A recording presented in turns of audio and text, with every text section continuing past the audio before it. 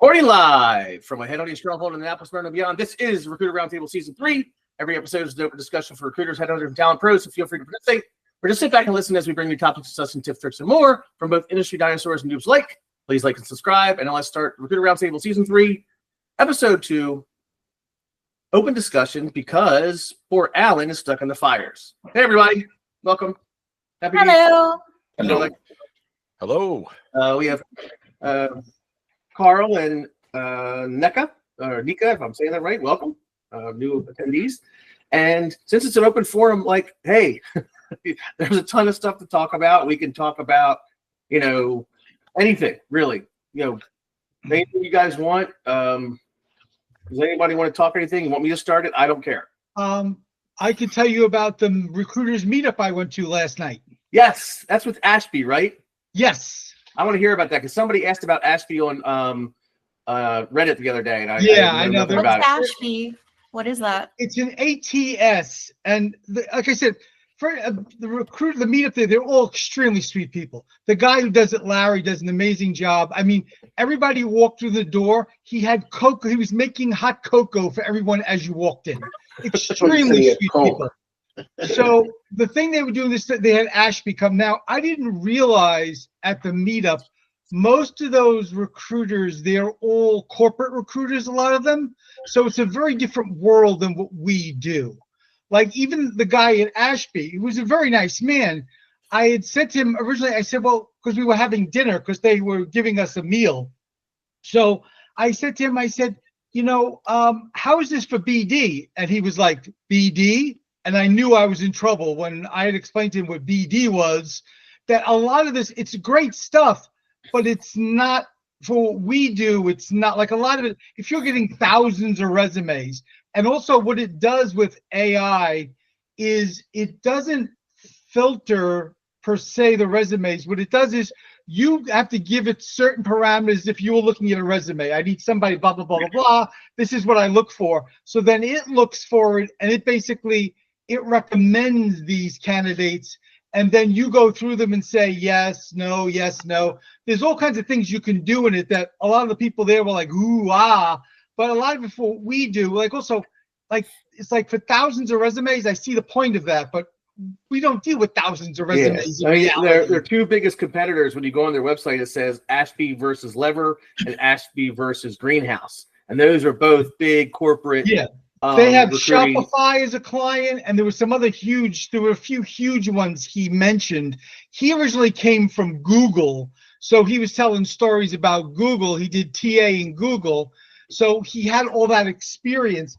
But a lot of them, from seeing this, the thing that people were bringing up, like, well, what kind of future will TAs have in the future? Because when you looked at a lot of these things, what they do, and he was like, well, right now, the thing that's going to be important that's going to make you different is your experience. Like anything that anybody does. Of course, there's certain things AI can do, but there's certain things you still need experience. One thing he brought up that I didn't know existed yet effectively is they have now AI BDRs, and I guess companies are deploying these, and what's happening is they're getting such responses that if you're going to have AI BDRs, you have to make sure that then you have enough actual customer success people that are real to take care of all these customers if you're signing up all these kinds of customers. And he was talking like some dramatic numbers that companies are finding to do with using these, instead of where there's somebody just banging out calls, they're having these AIs do that. And there's a few, I guess, companies that have come out with AI stuff he had talked about. One of them was where, like right now, I had done interviews for like this where basically it basically puts a question and it records what you say. This looks like an actual person talking to you, and it talks to you during the process of, so it's AI doing the initial interview with somebody instead of somebody else having to do that. And the big thing that he's finding that happens, like where they, you've seen it on LinkedIn, they put up a job and 1,000 people apply. I didn't know this on LinkedIn. There's a huge amount of bogus profiles that aren't real. So you get a lot of people using AI for that to respond to these. So they have to try to deal with that, because even though they're using AI, that a lot of candidates are using AI where they can send out 1,000 applications at a time. So some of them, they're not even a match for this, that, and the other. So it was very interesting. Did they ask you to? Did they ask you to leave after you started asking too many questions from the agency No, side? I mean, the guy was they're all very, very sweet people. Like the guy was like, well, there are agencies that are using what we do and blah, blah, blah, blah, blah, blah, blah. And I was thinking like, no, unless you're doing like, you got the contract for Walmart and you have to come up with 5,000 people who work at Walmart. I can see where you need a tool like that. A lot of that's hard to do on a slow basis. So I see that. But if you're not doing that, if somebody would come up, because I understand for ATSs, you want the big accounts. You don't want small mom pops. But if somebody came up with a small mom pop ATS that focused on business development, because that's the main thing we do is business development, really. You go to candidates all day long. But if you have no business, if you have nobody who's going to buy those people, it really doesn't matter. That they need one that, like, if somebody married Salesforce and say Loxo or something like that, where it was together, where you had just a BD area that you could set up that way. That would be amazing. Yeah. Nick, you had a question? Concern? Yeah. This is my end of the year thing. And basically every year I kind of screw off through the holidays and do something that I like, really like, which has been working with the API stuff. But anyway, so I got a call from a client, got a job order, went into Loxo Source, and it blew me completely out of the water what they've done to it. It's amazing. You enter a job description, some other details, everything else, hit a button, and it came up with 55 solid potentials like that. Really? And created a sequence to send.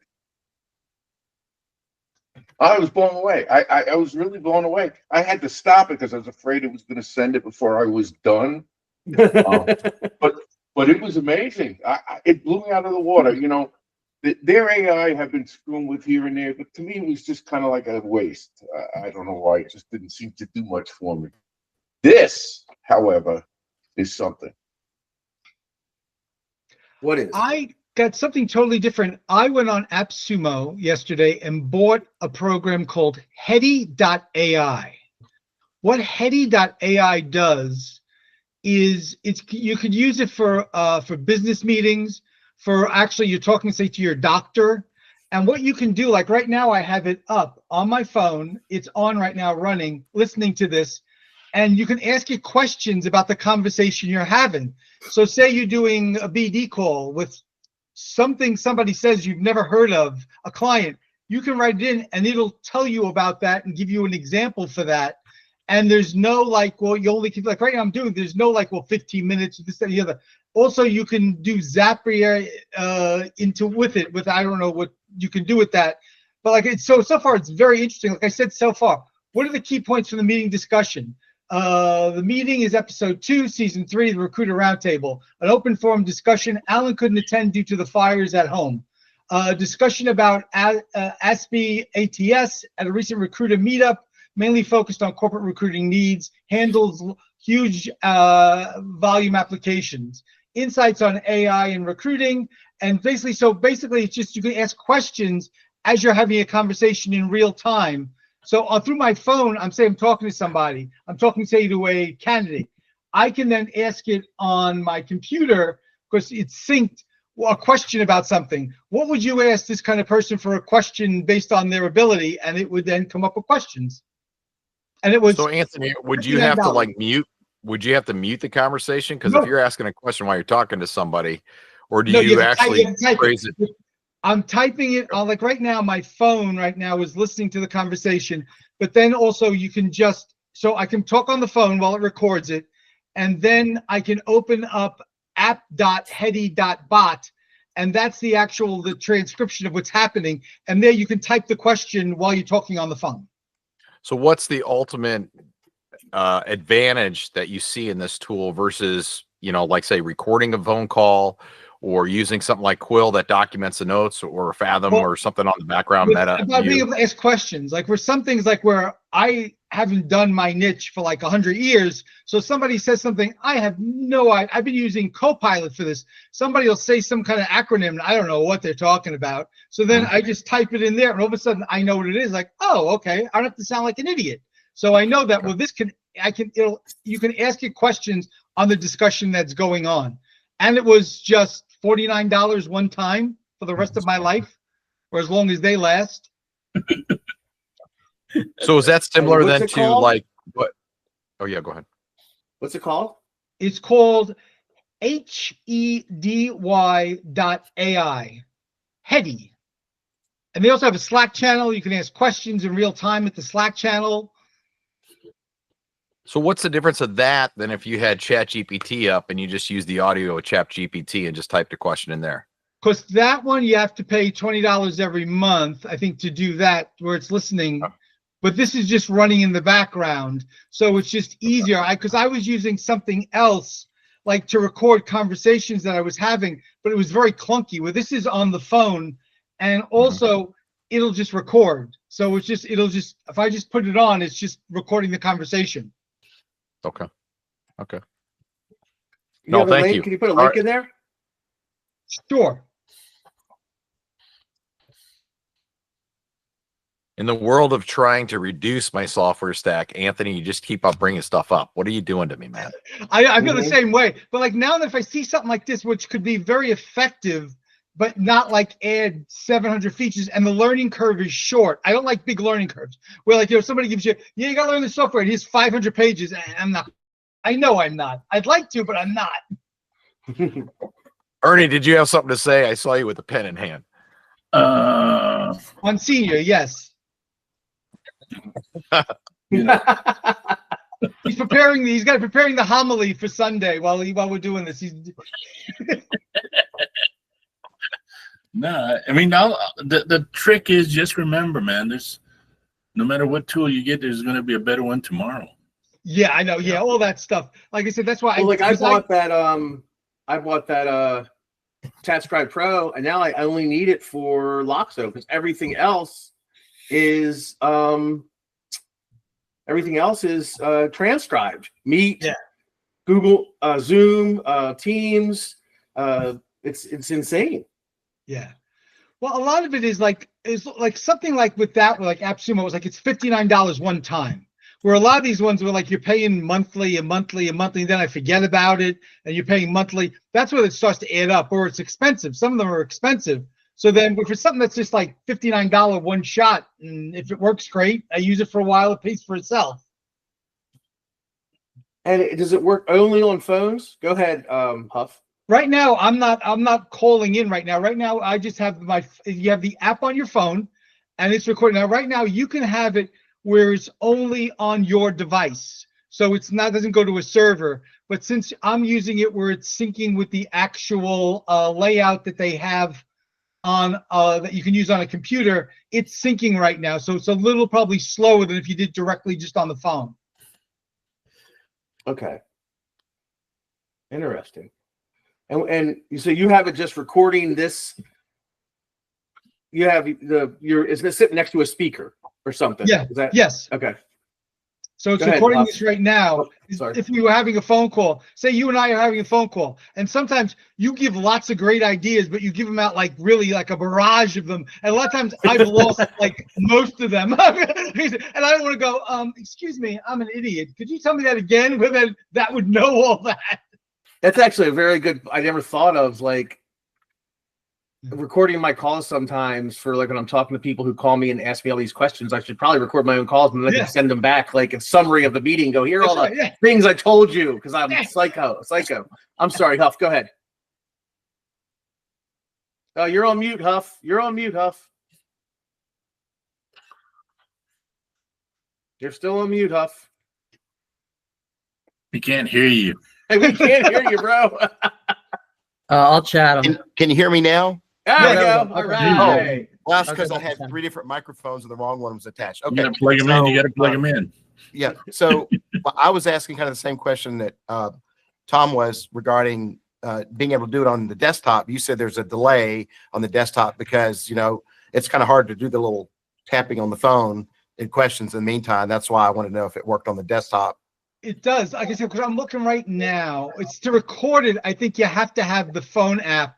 You just can't do it just on the desktop alone. Like right now, my current session, it's transcribed everything like you did, what you just said.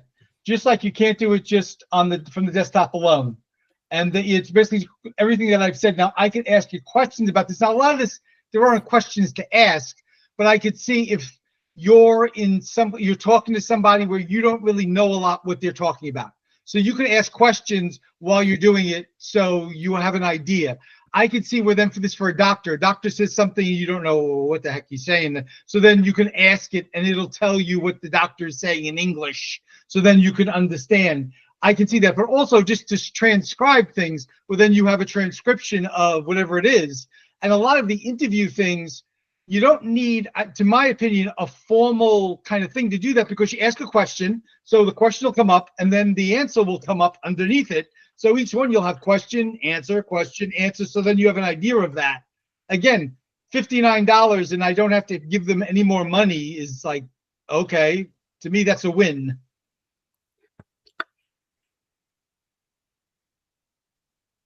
Nick.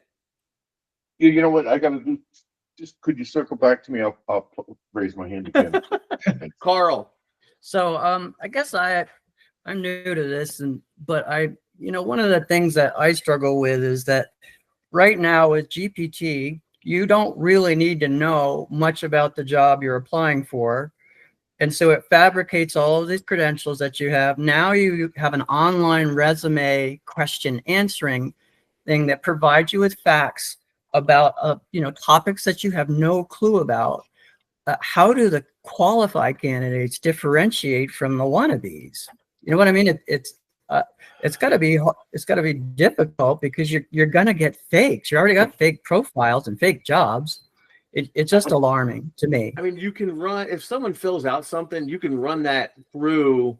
There's a bunch of GPTs and agents out there where you can run that through and say, is this AI? Right? What are the chances that this was somebody used AI to make this? Right? So you can do that. Right? Beyond that, I guess for a lot of us, I don't get a ton of applications. Right? Most of what I do is stone cold recruiting. I'm working on a search right now. There's only 29 candidates in the 5-state area that I think are qualified. I've sent everybody connection requests. I've already gotten 4 candidates that are interested. All of them were cold calls. So if you're getting a lot of resumes or applications, I would run those through ChatGPT or Typing Mind or one of those and say, hey, what are the chances that this is created by an AI, and what can I do to circumvent them? Right? What question could I ask that they couldn't answer? Right, because to compete, the qualified people are using AI as well. So it's slippery. I wonder if they'll go back to in-person interviews or some sort of software limit. Well, I mean, I don't ever not talk to somebody on the phone, right? I don't ever not talk to somebody on the phone. So just ask them, what emotion are you experiencing right now? Are you a banana?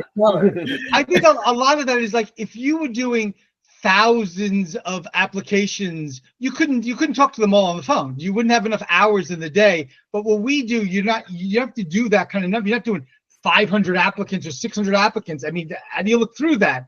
So it's a much smaller number. So you're defining it much easier, where you're having phone conversations with people, where I could see where a lot of them, they might go to the other system. But I mean, at the end of the day, when they in the corporate situation, they hire somebody.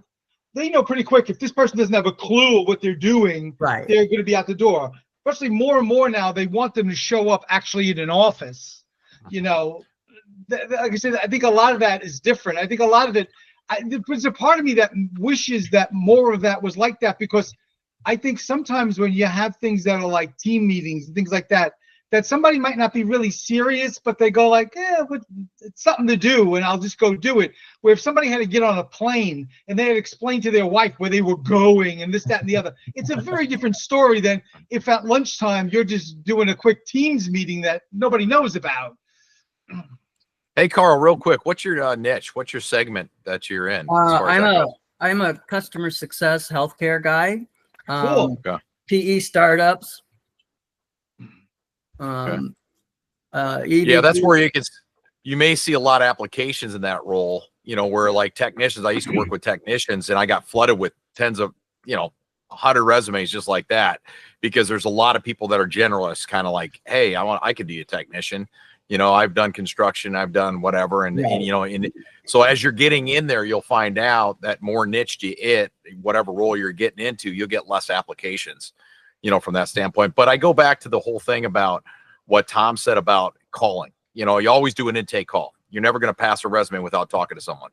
So right there, that's where you can drill them down on the resumes. I mean, that's where I pull it out there. I mean, if you don't know your industry and you're trying to place someone in the industry, that's where the rubber is going to meet the road with us, and all that kind of stuff. I think all of us can relate to that.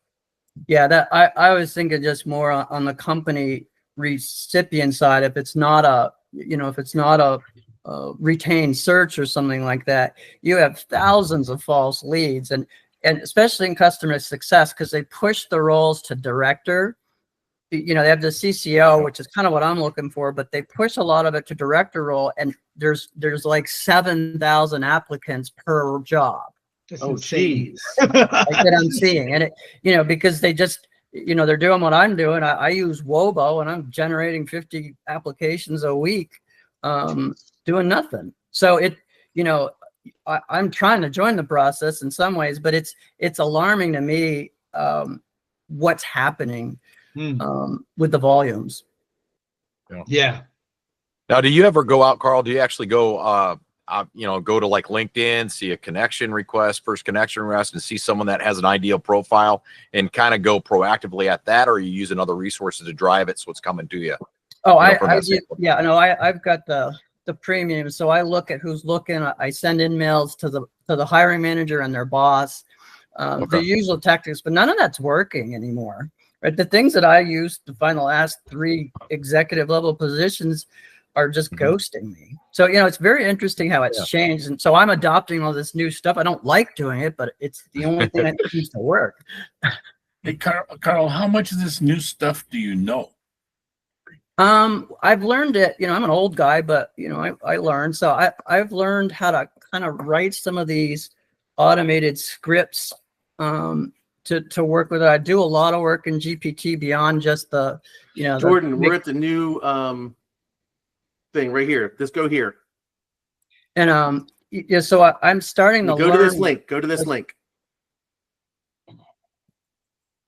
So anyway, I'm starting to learn as many tools as I can, and I've got a programmer background, so I'm trying basically what I can do with the tools that I'm finding. Karl, this would be a good network to listen to what type of software applications everybody's using, because a lot of them are fairly straightforward and simple to use to create those sequences that you're looking to do for outreach. That's great. No, I appreciate it. Thank you.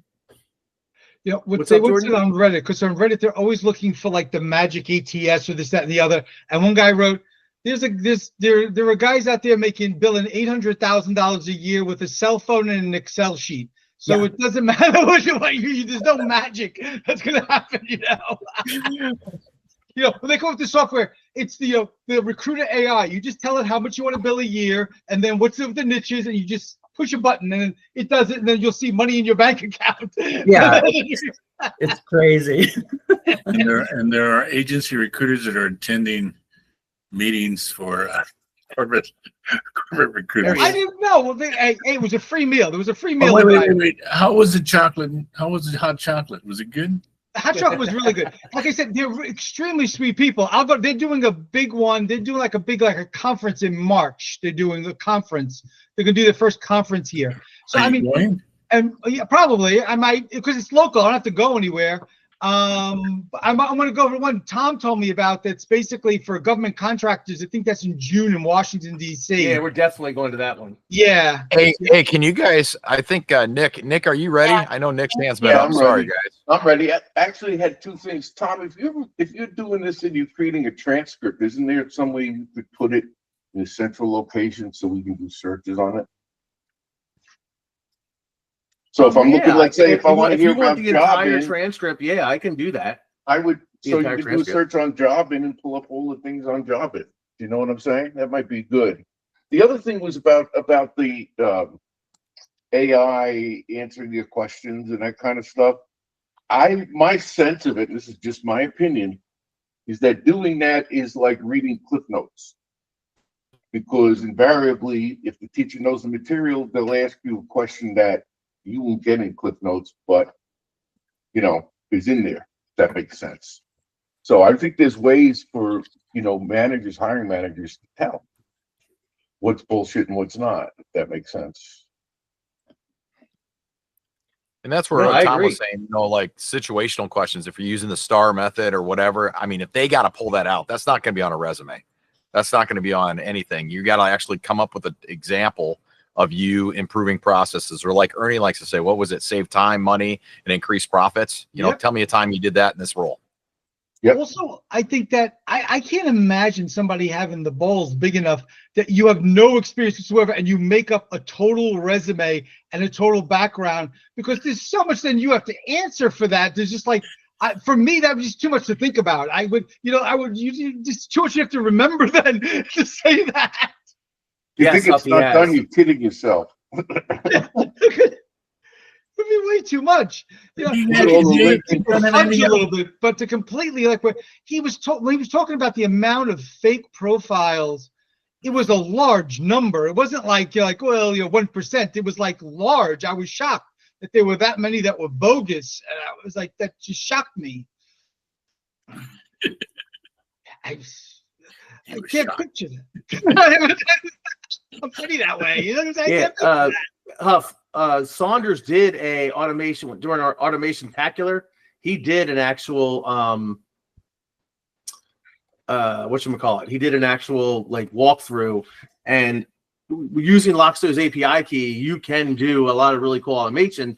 It's just that for someone like me, I wanted to throw my computer through the window after I worked with Make using ChatGPT, asking the questions. I want to do this. How do I do this? Would tell me I would do it, and it still didn't work. I spent 2.5 hours just trying to do one simple workflow where if this file dropped into this folder, then Make would see it, transcribe it with Whisper, and then upload it to the Loxo profile. And I wanted to, like I said, I lost my mind after 2.5 hours and not working. Hey, Tom, you know what I found out today? You can export your scenarios into a JSON file. And I uploaded that JSON file into ChatGPT. One of my problems is, like, for example, I'm getting access to my OneDrive, and you have to put every single function, read, write, change, that type of thing. And ChatGPT is going to create the rest of those scenarios for me, and I'll just be able to import them in one at a time instead of going through the whole thing of setting everything up. If you can get it, great. Like that, like I'm all for, like I was on Upwork trying to find like a Make or a Zapier expert, right? And just because it's definitely not that hard. Yeah, with the API key that Loxo gives you, right? There is, and with Make, right? There is absolutely some really cool automations you could do to make our lives easier, right? Yeah. I've had it, and Craig's working on that. already. I mean, but he's a hell of a lot smarter and knows how to use that shit better than anybody else I've talked to. And Nick's got a guy that he wants to have come on. So, and you have a guy that you want, and he's going to introduce. So we'll have another Make Zapier type thing to have this guy come on because he knows the guy that does Make, right? And API keys and all that. He's like a API key specialist. A lot of stuff. Yeah. Yeah. So Tom, what do you when you talk about Make and other automations within Loxo or just the ATS, like what you want to automate, what type of information are you looking to automate in there? Is it bringing contact information into the system, or is it you further could automated? do that. I mean, there's like the one that Craig is doing involves Canbox and Whisper and phone calls, right? So or any type of transcript, any type of audio file, right? So I guess his one automation is you drop an audio file into a folder in Google Drive. Make sees that, takes it over to Whisper, which is an OpenAI or ChatGPT transcription service, right? Transcribes it, takes that transcription, moves it back into a Google Drive folder, sees now that there's a transcription, and then takes that transcription and summarizes it using ChatGPT, and then takes that and puts it into the intake of Loxo. Right? So it's what I do, right? Like, so I'm like yesterday, I have 4 intakes I have to take care of. I have 4 intakes sitting right now in typing mine, ChatGPT, all summarized, ready to go, and I need to kind of compile it all. So basically what I'll do is I'll take the summary, I drop it into a event or history or whatever in Loxo, take part of that summary and put it into the intake section so I can make a branded resume, right? And then that's basically what his automation does, right? So where I have to kind of like, after the phone call, I got to download the file, drop it into ChatScribe Pro, wait till the text is transcribed, take the text, drop it into ChatGPT, use my GPT to turn it into a summary, take that summary, drop it into Loxo, right? His is going to be automated. So those 4 intakes, if I were able to give you a Quill subscription just for free for a couple weeks and have it try it out, that does all what you're doing. And it is a monthly subscription, and it's honestly for a year, it's like $6.50 if you pay it. My thing is like like it would depend on how good the summary is, right? Yep. Like it's not so much the transcription side that I care about, it's the summary, because I built my own summary, my own GPT or whatever you want to call it for the summary. Well, it's stuff that I want, right? So if Quill is similar to that, right, then that's okay. And does you Quill can work create on it, by the way, client intake calls as well as candidate? And also Quill doesn't work on video though, does it? Not yet, no. Yeah, so I mean, I'll if you can give me a free subscription, I'll try it out. I got no problem with that. But I'm kind of particular in my summaries. That's why I say that. Yeah. Hey, What I like, all I'm bringing it up is the fact that it's integrated with Loxo, and there's not too many things that are integrated with Loxo, and that's why I'm kind of jumping on that, testing that. I've tested it now for almost a month and a half. I can create my own templates. It's getting better. They just had a new release over in the winter or the holidays, and stuff's starting to fill in my custom fields. Like when they talk about salaries, when they talk about relocation, that stuff just automatically just gets thrown in there. And then if they say, well, I'm at 105, I'd prefer to go to 120. All of a sudden, it fills out the salary requirements in Loxo at 120, and it puts a note in there. I already at 105, but would like to move up. So there's some capabilities. That would be interesting. It'll be interesting to see that. Absolutely. It does intake, and it does the for presentations. It'll do like your business development and your other. You have different templates you can create. They're all custom. To you. So anyways, that's my 2 seconds. Scenarios with you if you want to let me know what you need or what you have. I should have a bunch of them by the end of the day. What do you mean? Tracer files, you can import them into your thing and it'll work. Yeah, if you give me an audio file, I'll be able to import it and give you feedback right away. No, I'm just I can send you those right now. Yeah, I got them also. I got all that shit saved, right? So, I can send you those. Go ahead, Nick. What was that? No, what I was saying was I was talking about the API more so than Make. So in other words, in Make, you can export and import scenarios. I just tested it. So I can export a scenario and send it to you, and you can import it. But what I'm doing, like I just said before, is I'm giving ChatGPT, I'm telling him I want OneDrive, Excel, Outlook, and have it write all the scenarios for me, and I can just import them, hopefully today. But I mean, that would be super duper, I'll tell you that. So it saves a lot of time and setup, and that's what I'm trying to do and get that out of the way. But so far, I've connected Outlook, Loxo, my drive, my OneDrive, because I'm going to have chat. 2 things. If you connect your OneDrive, your chat will have a memory and can store stuff, can store files.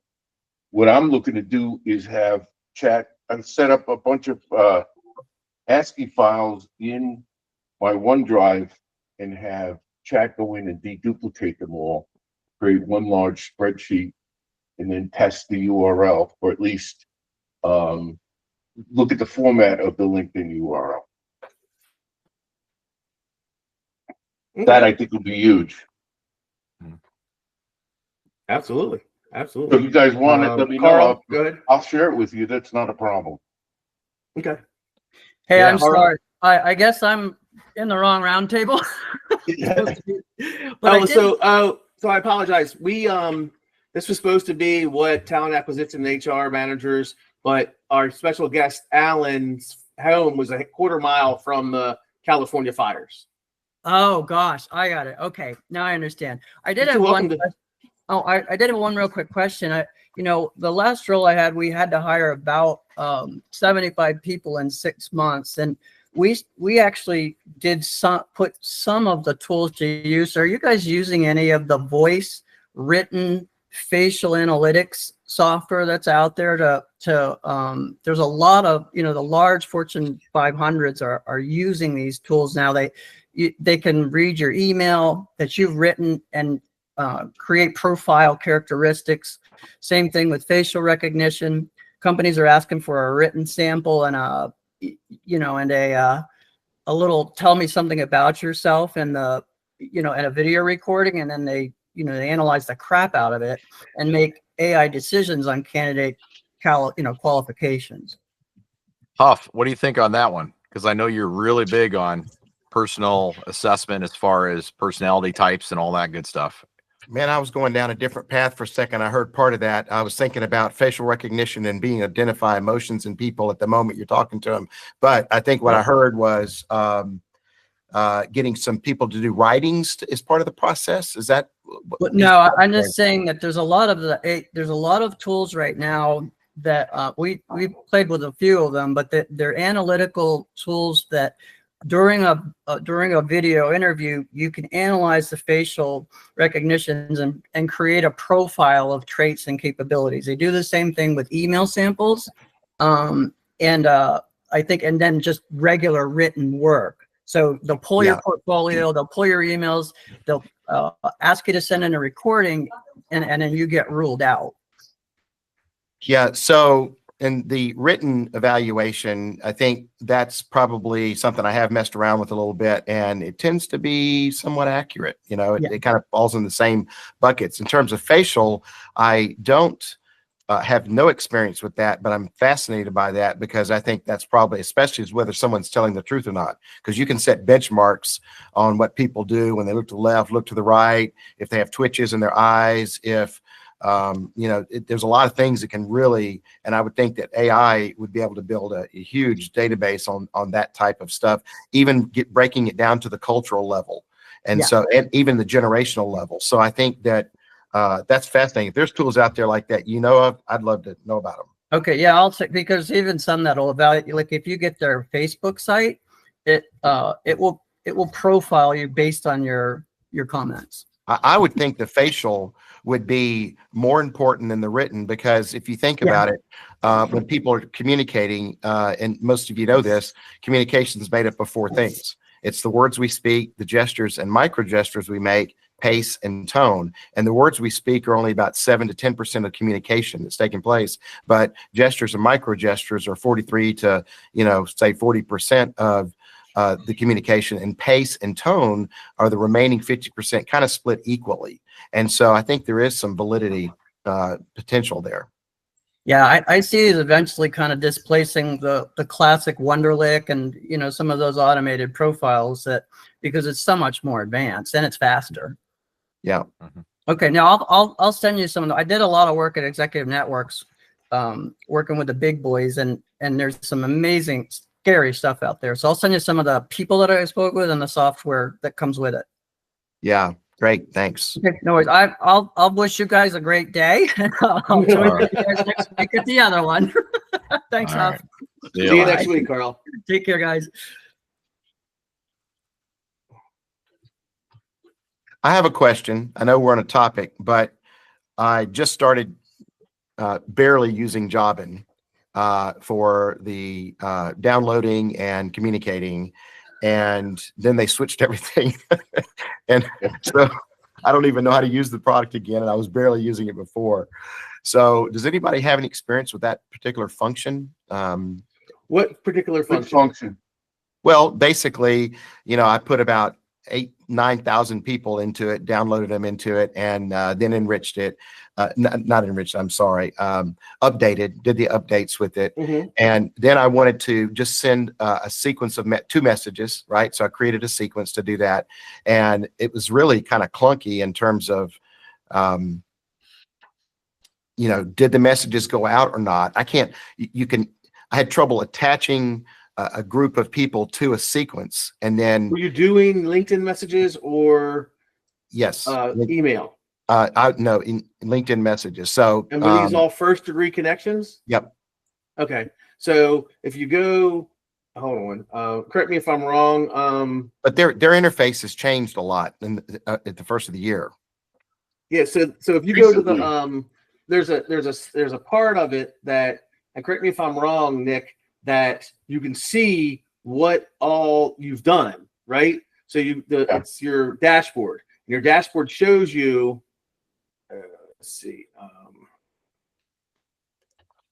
Okay, so here's a dashboard, and it says how many first in, your pending connections, how many messages you sent out, what dates you sent them, right? The timeline. And then you can also go here and look at your operations monitor and see LinkedIn connection request full, you know, it'll show you when you sent them.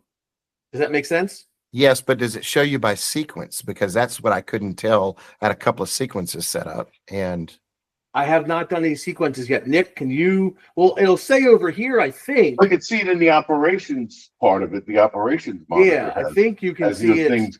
You don't. If they limited some of the. In fact, I mentioned it to him. They limited Yeah, some because of here, the look, abilities. it says here, not in sequence. Yeah. Because what you used to be able to Can do you is share just- your screen with us, Huff? yeah.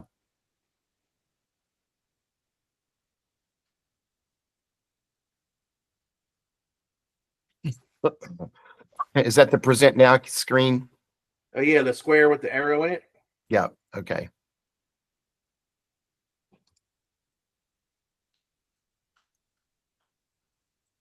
Huh.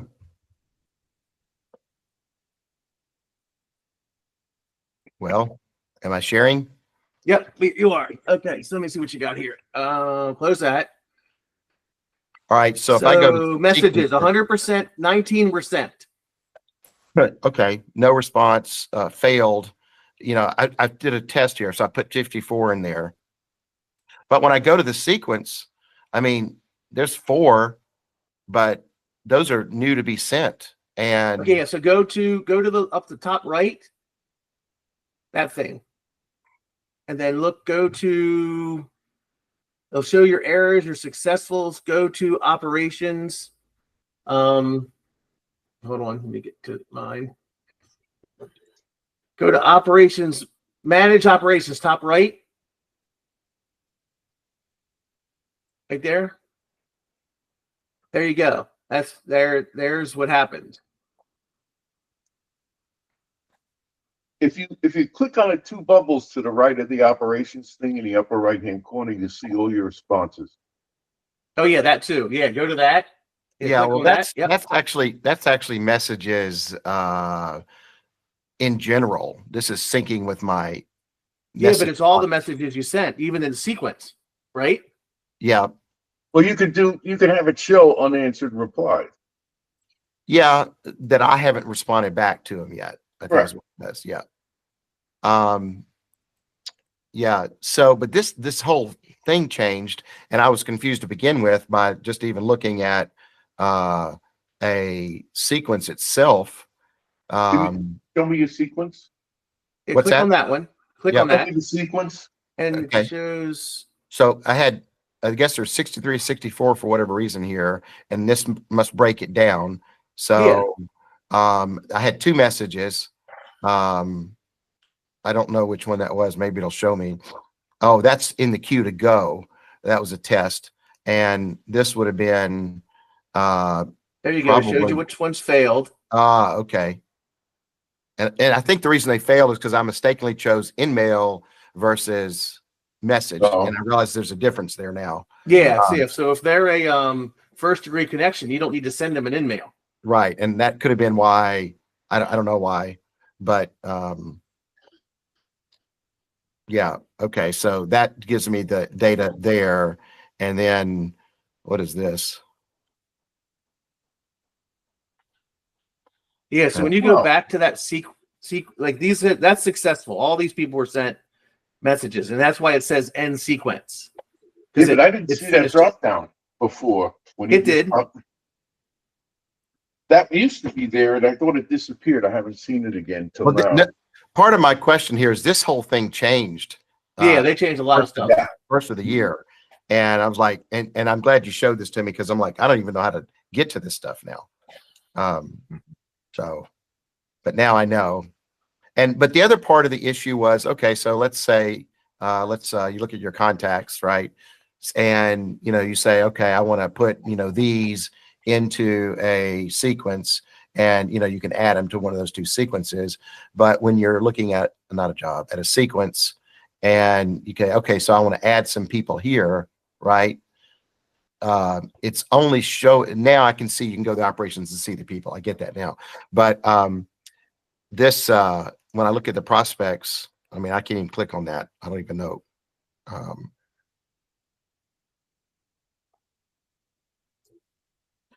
This is not functional yet. So I got 4 people for some reason. Click on the LinkedIn message for a second. Um, So go back. Just hit back bar. Just go back. Yeah. Okay. Click on the LinkedIn message. Yeah. Change the. Yeah. Okay. So so you have it set up right. Yeah, I had to change that, and I think I changed it midstream. Okay. Because I only have 2 messages. I have this one. Wait 7 days. Send this one. It's kind of the demo sort of that he showed before, right? Yep. So okay, well maybe that helps. I just I thought you could add people from here, but I guess you had to select them. Can you? Actually, Well, I say here, that. Yeah. Oh, those are the 4 that are there when you click on it to go. That was a test. Yeah. But... So you would want to. So let's see. So 0 prospects. So this is what's in the queue to go. And when I come here, I can come and look and see which ones I can get more stats here. That's what it looks like. But it says 4, but there's only 1. I only added 1. I don't know why 4 are there, unless they are part of the second message here, which it doesn't tell me that. I guess I could come here and say, okay, there's the sequence, and let's see if I open it up and it tells me the message.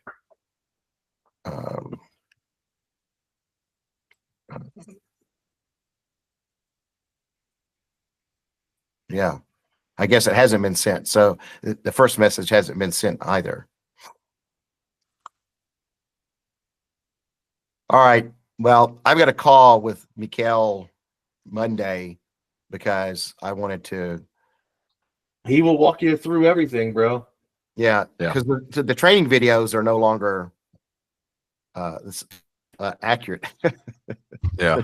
The new changes. He's actually pretty great. I was on with him this morning. We basically talked about sequencing and triggers is totally different than what Loxo uses for the triggers. Yeah. Your triggers within Jobin is all on that sequence.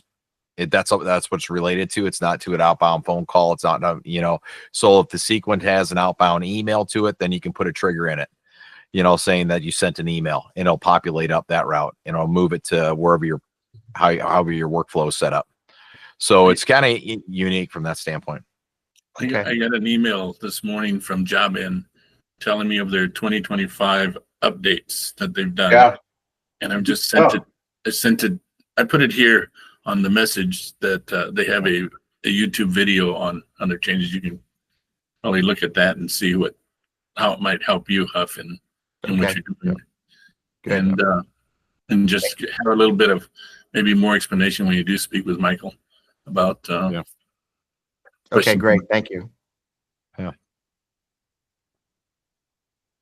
Is everybody here using Jobin? It's more the question is, are we familiar with it? you know, Me, Nick, and Lohse are definitely. Are you, Tony?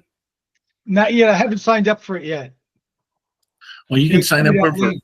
sign up for free and play with that, or Yeah, you or get a do free the- trial. do the demo, the Mm. starter demo, Yeah. and play with that for Mm. but make sure you have enough time to do it. If you're not off having other things that you've scheduled that doesn't allow you to do it, but What- and then you can what- always ask for an extension on it too. They're really good in Yeah. helping One of the You things- can. I'm sorry. Go ahead. No, it's okay. I was gonna say one of the things that I really like about it is if you're in like a sales nav and you import a bunch of contacts, it'll give you also their public URL, which is kind of what I'm using at least for Loxo to match up. So to me, that's gigantic. So that's my 2 cents. Yeah. So if you want to add, Huff, to add people to a sequence, you do it right from the contacts. You can do it. You can click on the little hourglass. It'll take you to the contacts page. You put the filters in that you want, and then a little thing will pop up that'll say add to sequence. And then you can click which sequence you want to add it to. What I find is kind of difficult that you have to if you have too many ATSs that you're working with, it can get very confusing. Yeah. You got to really focus on. And that's job- why I don't want to use this as an ATS. I just want to use it as a LinkedIn automation sourcing tool. Yeah. And then once that's like, okay, so a great example is have a search for a sales rep in the Pacific Northwest. So I go into Navigator, I find 29 people that look good. I hit the little Jobin extension. They put all the people into Jobin. I go into Jobin. I search real quick. Is any of them open to work or any of them first degree connections, whatever, right? And then I send the ones that aren't first degree a LinkedIn connection request. Hey, my name is Thom Alascio. I got an opportunity in the Pacific Northwest. Base salary 190 to 110 with commissions 140 to 200. Would you be open to talking? That's it. And then all of a sudden, boom, I'm getting responses. Yes, yes, yes, yes.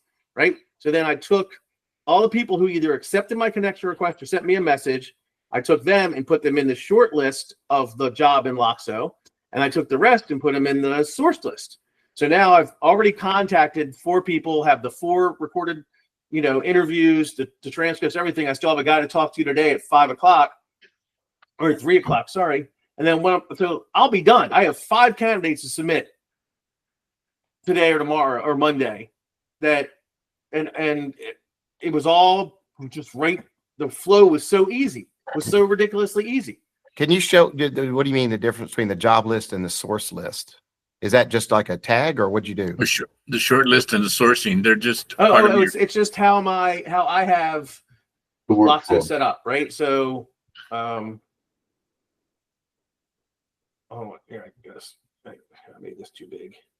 I wanted to look at that. So when I have Jobin set up, right? So,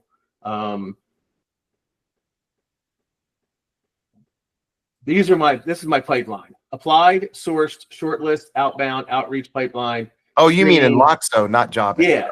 So Okay. what I did is, I go into Jobin, right? And I,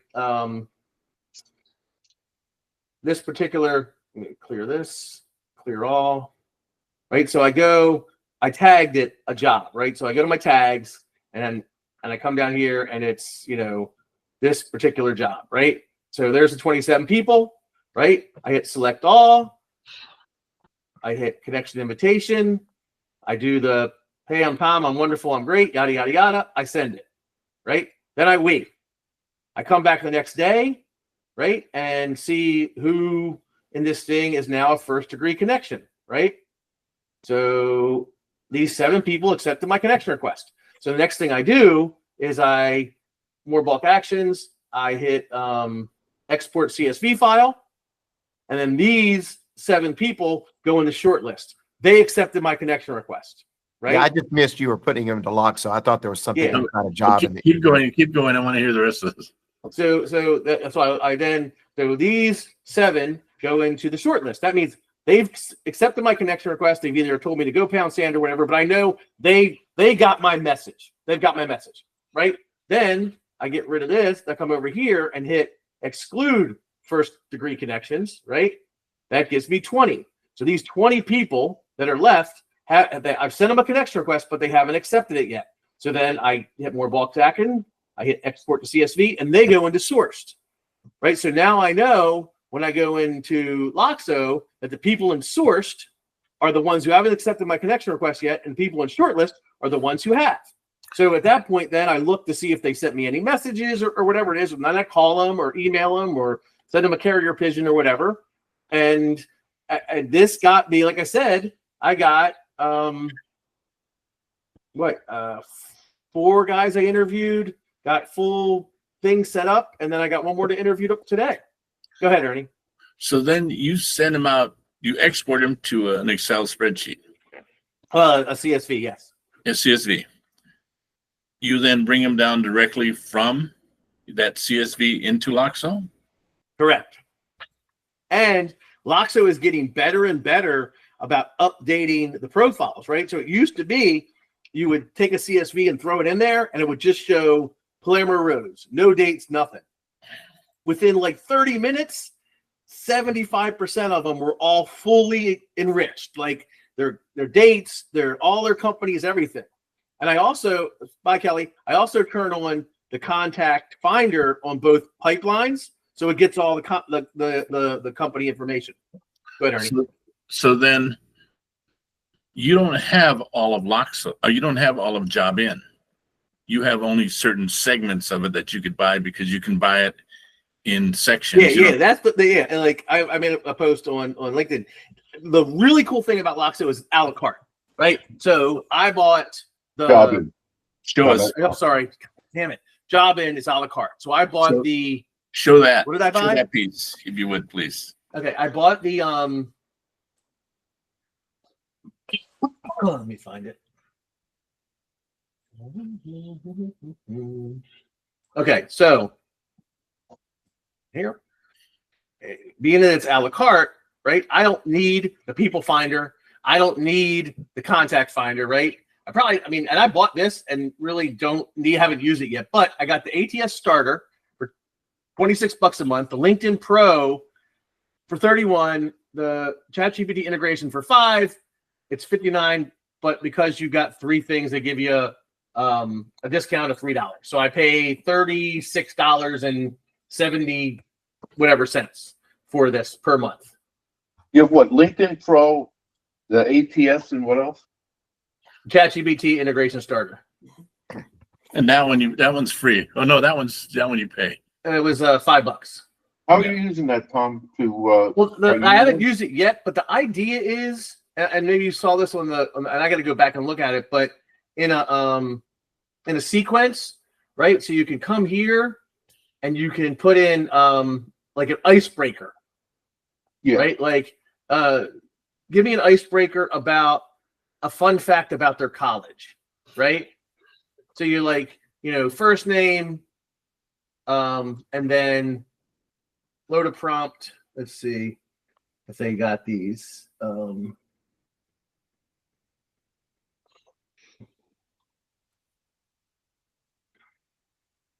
Yeah, so I don't know how. I think you got to put this in brackets like this. I think. Right? Let me see. And how do you do I have it conversation and casual, close. Thom, does Max AI work with this overlay?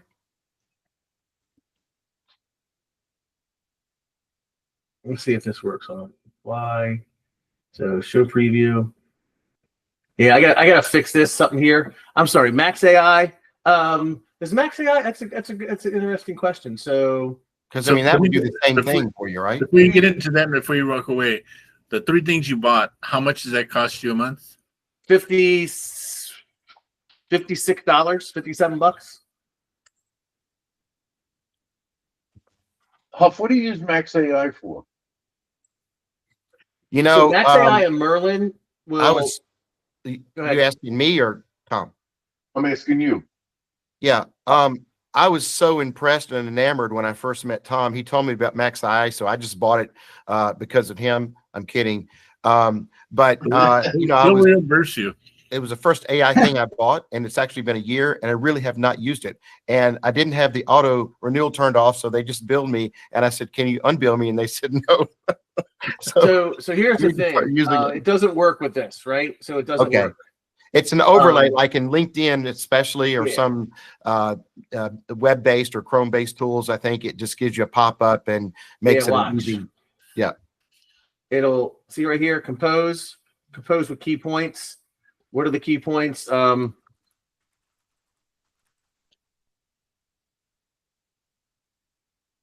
and then you can rewrite it with make shorter, right? And then if you like that, you hit copy, paste, and there you go. So really, this is making it a little simplifying it, then going into ChatGPT and then copy and paste out of there, right? Correct. Yeah. Because I always usually have It sits on. I mean, it works on Facebook. That's the thing. I have two. I have Max AI and I have Merlin. And depending on which, like Merlin does not work as well. You have to actually open Merlin, but I got it for $5 a month. I paid $60 to get it for the year. How do you use Max AI? Well, you haven't. Pardon me? How do you use Max AI? That's how I would use it. Like I use it for also like if I want to reply to an email. Let me see if we got an email here. No, but Reply, again, this, and then this I can is, use look right here. This Yes, is no, 365. like, this is not desktop, though, right?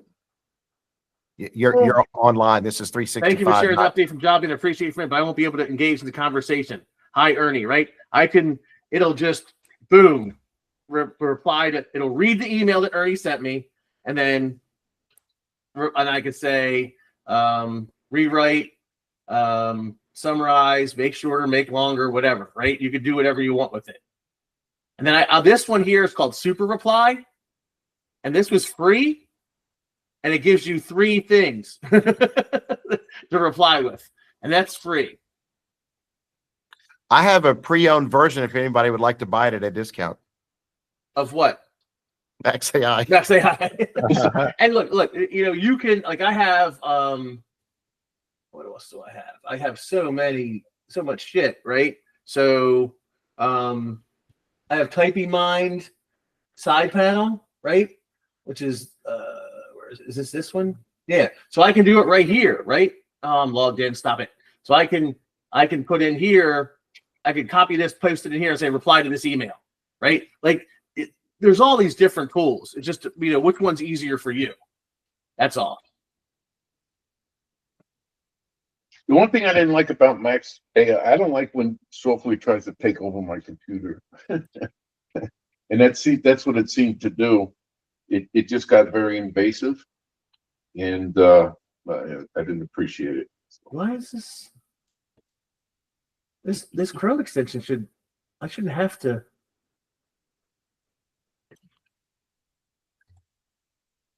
I gotta put a licensing key in here?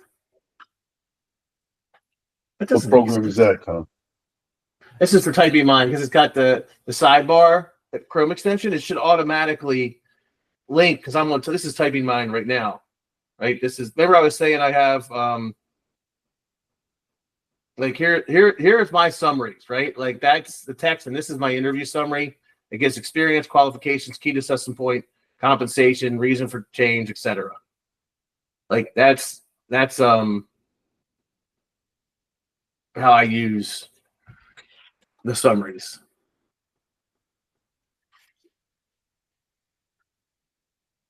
This is interesting. I got to figure out why it does that. Ernie, did you have another question about Jobin? No, that was. I just wanted to make sure that if you're listening to this, that they got all the information in the background. So here's one thing that's cool with Jobin. Like, watch. You go to Loxo source. Let me get rid of this. Hold on. You go to Loxo source, right? And You got 60 candidates, right? Watch this, right? So you scroll down, make sure you got all 60. If you like all 60, you like all 60, right?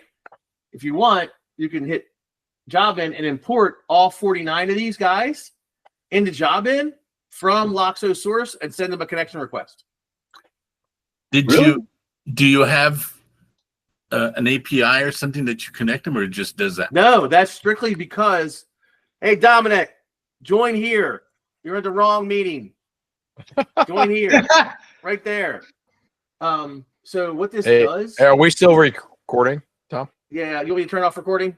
Tom, do you have the coupon again? Yeah, hold on 1 second. Let me do this. Thanks. I'm gonna stop presenting for a second. Because we're getting into like a lot of the stuff you're gonna be seeing is stuff that I probably don't want out there. So let me manage streaming real quick. And let me go here. Hey everybody, thanks for stopping by. Sorry that the roundtable was not what we had said it was. But I hope you got something out of it. Thank you for all attending and sharing. And those who came on, really appreciate it. Please like and subscribe and share the roundtable on social media or anywhere you can. Thanks for being part of the Recruiter Roundtable. We really appreciate it. Go to youtube.com at the Recruiter Roundtable or www.therecruiterroundtable.com. Check us out there. Also on LinkedIn at the Recruiter Roundtable. Legal services for this podcast are provided by the law office of Dewey, G&M Howe. For topics, suggestions, questions, or more, email us at thomas@prsearch or at the Recruiter Roundtable at Gmail. And remember, this podcast may contain information that is confidential, privileged, unsuitable for overly sensitive persons with low self-esteem, no sense of humor, irrational religious beliefs. You're happy to know that no animals were harmed in the making of this podcast, although the mutt next door is living on borrowed time. Thanks again for being part of this podcast. For Ernie Moreno and Kelly Nelson, I'm Thom Alascio. We'll see you next time on the Recruiter Roundtable. And until then, don't forget to smile and dial. And let me stop recording. I'll leave recording on because I'm not going to. No, I'll turn recording.